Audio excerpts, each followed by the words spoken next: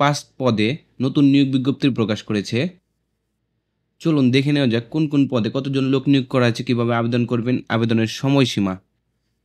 এখানে যে নিয়োগ বিজ্ঞপ্তিটি দেখতে পাচ্ছেন এটা হচ্ছে কারা অধিদপ্তরের নতুন নিয়োগ বিজ্ঞপ্তি, যেখানে কারা অধিদপ্তর রাজস্ব খাতভুক্ত নিম্নবর্ণিত শূন্য পদে সরাসরি জনবল নিয়োগের নিমিত্তে পদের পার্শ্বে উল্লেখিত যোগ্যতা সম্পন্ন প্রকৃত বাংলাদেশী নাগরিকদের নিকট হতে নিম্নিতে শর্তাধীন দরখাস্ত আহ্বান করা যাচ্ছে। প্রথম যে পদ আছে সেটা হচ্ছে কারারক্ষী, বেতন হচ্ছে 9,000 থেকে 21,800 টাকা, গ্রেড হচ্ছে 17, পদের সংখ্যা হচ্ছে 378টি। এর জন্য শিক্ষাগত যোগ্যতা হচ্ছে যে কোনো স্বীকৃত বোর্ড হতে মাধ্যমিক, স্কুল সার্টিফিকেট বা সমমান পরীক্ষা উত্তীর্ণ।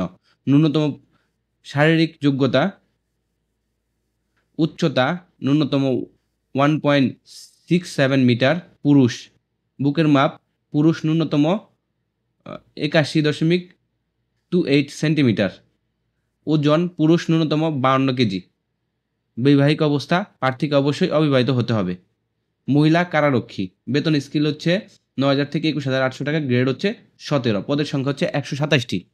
এর জন্য যে শিক্ষাগত যোগ্যতা প্রয়োজন যে কোনো স্বীকৃত বোর্ড হতে মাধ্যমিক, স্কুল সার্টিফিকেট বা সমমান পরীক্ষা উত্তীর্ণ। ন্যূনতম শারীরিক যোগ্যতা উচ্চতা ন্যূনতম 1.57 মিটার মহিলা, বুকের মাপ মহিলা ন্যূনতম 76.81 সেন্টিমিটার, ওজন মহিলা ন্যূনতম 45 কেজি। বৈবাহিক অবস্থা প্রার্থীকে অবশ্যই অবিবাহিত হতে হবে। আবেদনের শর্তাবলী: প্রার্থীকে অবশ্যই বাংলাদেশী নাগরিক হতে হবে। জাতীয় পরিচয়পত্র অথবা জাতীয় পরিচয়পত্র প্রাপ্তির অনলাইন আবেদনের কপি স্লিপ থাকতে হবে। প্রার্থীর বয়স 16/3/2025 তারিখে 18 থেকে 21 বছরের মধ্যে হতে হবে। বয়সের ক্ষেত্রে কোনো এফিডেভিট গ্রহণযোগ্য না। বয়সী প্রমাণের হিসাবে জাতীয় পরিচয়পত্র, জন্ম নিবন্ধন সনদের এই ক্ষেত্রে জাতীয় পরিচয়পত্র প্রাপ্তির অনলাইন আবেদন কপি বা স্লিপ বাধ্যতামূলক থাকতে হবে। সরকারি, আধা সরকারি, স্বায়ত্তশাসিত প্রতিষ্ঠানের কর্মরত প্রার্থীদের যথাযথ কর্তৃপক্ষের মাধ্যমে আবেদন করতে হবে এবং মৌখিক পরীক্ষার সময় অবশ্যই কর্তৃপক্ষের অনুমতিপত্র প্রদর্শন করতে হবে। অস্পষ্ট, ত্রুটিপূর্ণ, অসম্পূর্ণ আবেদন সরাসরি বাতিল বলে গণ্য হবে। নিয়োগের ক্ষেত্রে কোটা সংক্রান্ত সরকারের সর্বশেষ সার্কুলার ও বিদ্যমান অন্যান্য বিধিমালা অনুসারে করা হবে। প্রার্থীর নির্বাচনী পরীক্ষায় অংশগ্রহণের যে কোনো প্রকার যাতায়াত ভাতা, টিএ, দৈনিক ভাতা, ডিএ প্রদান করা হবে না।